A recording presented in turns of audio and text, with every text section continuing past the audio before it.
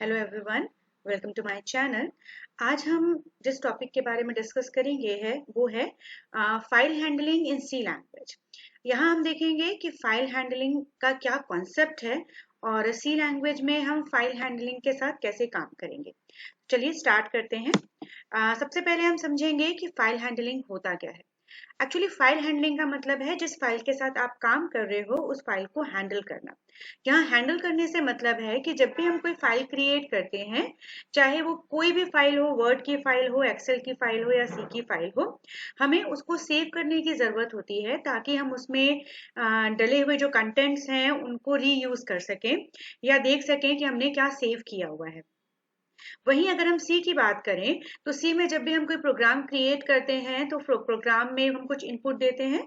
After inputting हमको कुछ output मिलता है, बट वो आउटपुट हम कहीं सेव नहीं करते हैं। वो एट द टाइम बीइंग हमारे पास अवेलेबल होता है जब हम उसको एग्जीक्यूट कर रहे होते हैं तब। बट जब हम उस प्रोग्राम को एग्जीक्यूट करने के बाद मिले हुए आउटपुट को कहीं सेव करना चाहें तो ये प्रोसेस हम नहीं कर सकते हैं सी लैंग्वेज में। यही प्रोसेस अगर आपको करना है सी लैंग्वेज में तो उसके लिए जो कॉन्सेप्ट यूज होता है वो है फाइल हैंडलिंग का, जहां आप अपने प्रोग्राम के आउटपुट को रीड कर सकते हैं, राइट कर सकते हैं या जरूरत पड़ने पर उसमें कोई भी अपडेशन भी परफॉर्म कर सकते हैं। यानी कि आपके सी के प्रोग्राम के आउटपुट को कहीं किसी फाइल में स्टोर करने के लिए हम यूज करते हैं फाइल हैंडलिंग का कॉन्सेप्ट। आगे चलते हैं कि हम फाइल हैंडलिंग में एक मोड आता है जिसे हम कहते हैं फाइल डिक्लेरेशन करना। फाइल डिक्लेरेशन का मतलब ये होता है कि अगर आप किसी भी फाइल से डेटा को रीड करना चाहते हो या राइट करना चाहते हो तो आपको उस फाइल तक जाना पड़ेगा, उस फाइल की लोकेशन तक जाना पड़ेगा। जैसे कि अगर आपको कोई भी फाइल अपने कंप्यूटर सिस्टम में ओपन करनी होती है तो आपको उस लोकेशन तक जाना होता है, उस एड्रेस तक जाना होता है। यही काम यहाँ पर करता है पॉइंटर वेरिएबल, जो कि फाइल को उस लोकेशन जो कि हमको यानी कि यूजर को उस लोकेशन तक लेके जाता है जहां हमारी फाइल अवेलेबल होती है, तो जिसे हम कहते हैं फाइल डिक्लेरेशन करना। उसका जो सिंटेक्स होता है उसके लिए हम लिखते हैं फाइल, ये कैपिटल लेटर में होगी हमेशा। उसके बाद पॉइंटर यानी कि पॉइंटर का साइन लगाएंगे, देन एफपी। एफपी नाम है फाइल पॉइंटर का, आप कोई भी नाम यहाँ पे यूज कर सकते हैं। ये आपको उस लोकेशन तक लेके जाएगा जो फाइल आपको ओपन करनी है, क्योंकि पॉइंटर का कॉन्सेप्ट हमें पता है, वो एड्रेस को स्टोर करता है। तो जो जिस भी फाइल के पास आपको जाना है, जो भी फाइल ओपन करनी है, उसके एड्रेस को होल्ड करने का काम करेगा फाइल पॉइंटर। आगे चलते हैं कि अगर हम फाइल हैंडलिंग यूज करेंगे तो हम क्या क्या काम कर सकते हैं, क्या क्या ऑप्शंस अवेलेबल है हमारे पास। तो हम फाइल को क्रिएट कर सकते हैं, फाइल से कंटेंट्स को रीड कर सकते हैं, अपेंड कर सकते हैं, डिलीट कर सकते हैं कंटेंट्स को, हम फाइल के कंटेंट्स को मॉडिफाई कर सकते हैं। तो वन बाय वन हम देखेंगे कि हम इन चीजों को कैसे परफॉर्म करते हैं। तो सबसे पहले अगर हम आते हैं कि अगर आपको फाइल को ओपन करना है तो यानी कि आपको फाइल के कंटेंट्स को रीड करना है। तो फाइल में जब कंटेंट्स के साथ काम करना होता है तो हमारे पास तीन मोड अवेलेबल होते हैं। एक मोड होता है जिसे हम कहते हैं रीड मोड, ये आर से रिप्रेजेंट किया जाता है, to open a file in a read mode, ताकि आप कंटेंट्स को केवल रीड कर पाएंगे और कुछ नहीं। डब्ल्यू मोड होता है फाइल के कंटेंट्स को राइट करने के लिए, यानी कि आप रीड भी कर रहे हैं, एट द सेम टाइम आप कंटेंट्स को राइट भी कर सकते हैं, उसमें कंटेंट्स को लिख सकते हैं। एक होता है ए मोड जिसे हम बोलते हैं अपेंड मोड, यानी फाइल में कोई भी मॉडिफिकेशन अगर आपको करना है तो वहां हम ए मोड का यूज करते हैं। तो हम देखते हैं कि ये मोड्स यूज कहाँ पे होते हैं। तो सबसे पहले देखिए, फाइल हैंडलिंग में आप फाइल तक गए, आपको फाइल को ओपन करना है। जैसे कि आप किसी भी फाइल की लोकेशन तक पहुंचते हैं, then you have to open that file to view the contents. तो यहाँ पर भी फाइल को ओपन करने के लिए हम यूज करते हैं function F open. F open to open the file. तो यहाँ पे एफ ओपन के लिए सिंटेक्स जो होगा ये होता है फाइल पॉइंटर का वेरिएबल, जो हमने एफ पे यूज किया था फाइल कैपिटल लेटर पे लिख के, वो पॉइंटर वेरिएबल यहाँ पे आएगा ताकि वो उस पर्टिकुलर फाइल की लोकेशन को अपने पास होल्ड कर सके जो आप ओपन करना चाहते हो। ओपन कैसे करेंगे, एफ ओपन लिखेंगे, यहाँ पे स्क्वायर, यहाँ पे ब्रैकेट के अंदर, स्मॉल ब्रैकेट के अंदर हम फाइल का नेम लिखेंगे जो फाइल आपको ओपन करनी है। देन यहाँ पे लिखते हैं डबल कोटेशन में फाइल का मोड, जो हमने देखा रीड, राइट या अपेंड। एग्जाम्पल के लिए अगर आप देखें तो आप सबसे पहले फाइल पॉइंटर बनाते हैं, आप लिखते हैं फाइल कैपिटल में, then pointer F P semicolon लगाया, देन आपने एफ पी करके फाइल को ओपन किया, F P equals to F open. Suppose हमारी फाइल का नाम है abc.c, तो हमने फाइल का नाम लिखा और उसे कौन से मोड में ओपन किया, आर मोड में। दैट मीन्स हम उसको रीड मोड में ओपन कर रहे हैं, हम उससे कंटेंट्स को रीड कर सकते हैं।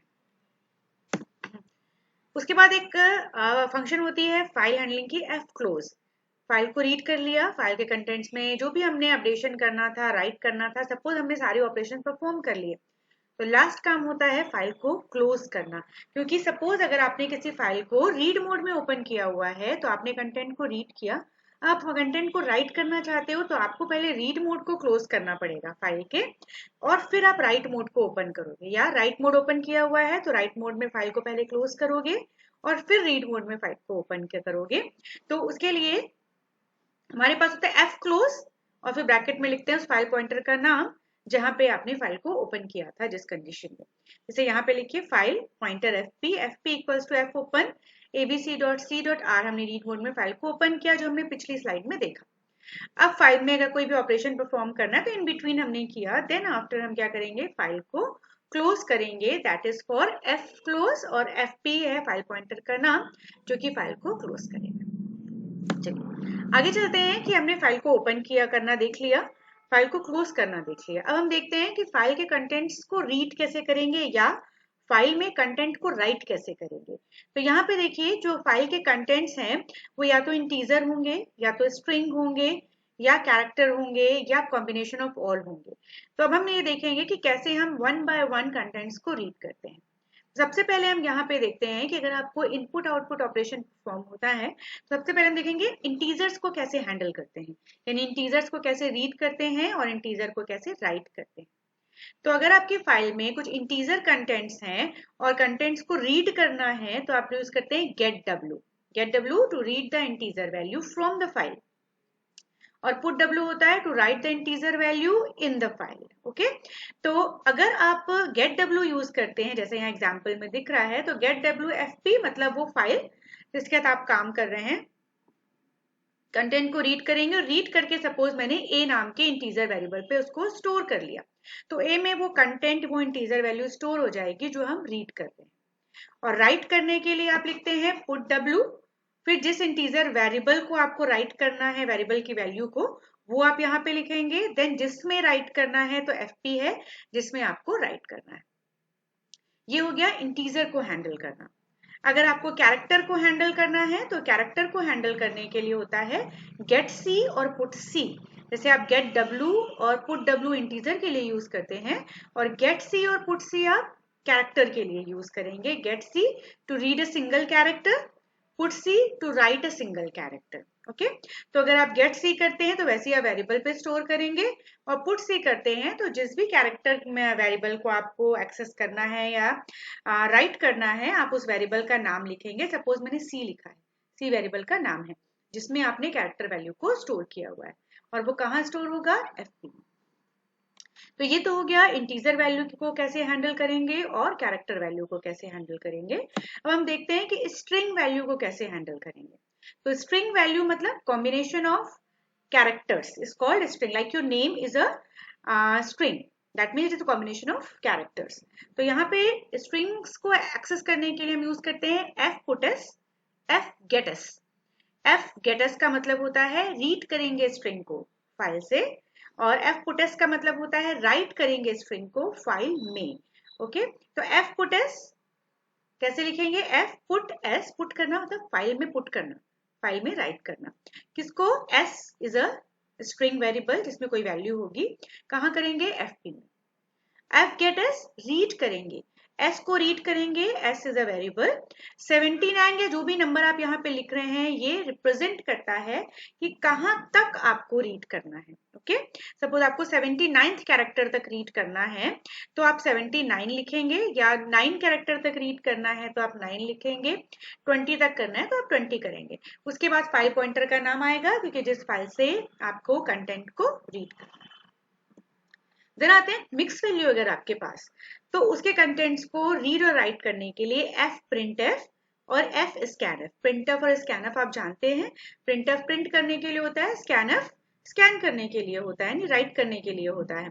तो यहाँ पे स्कैनफ इनपुट लेने के लिए होता है, सॉरी। तो यहाँ पे एफ प्रिंटफ का एफ लगाया गया है क्योंकि फाइल के साथ काम कर रहे हैं।